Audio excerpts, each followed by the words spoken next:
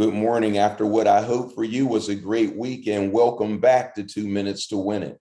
Our verse for this week comes from the book of Judges, chapter 7, and verse 20, which says, "Then all three groups blew their horns and broke their jars. They held the blazing torches in their left hand and the horns in their right hand, and they all shouted, 'The sword of the Lord and of Gideon.'"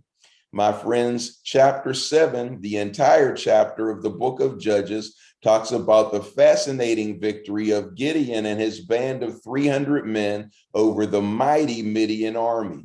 Gideon used to hide from the Midianites until God told him he was a mighty man of valor and instructed him as to how he would gain the victory.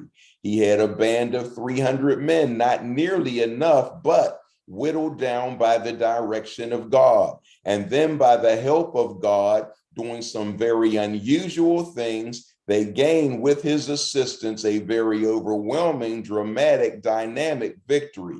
I'm convinced that there are parallels in this story which can help us gain victory in our contemporary modern battles. And so, my friends, this band of 300 men going against an army bigger and stronger than they did three things that we can also do.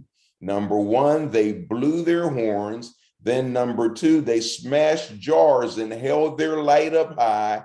And then number three, they cried out with a loud voice, "The sword of the Lord and of Gideon." We'll walk through these things one by one, because when they did those unusual things that set off a panic in the enemy camp, and they began to fight against one another, killing one another, and those that survived didn't stick around the fight, they ran. And my friends, when we do what the Lord directs in our lives, we likewise get access to supernatural help, and we become winners all along the way.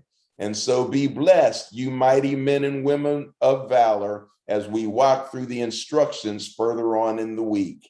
Love ya. See you tomorrow.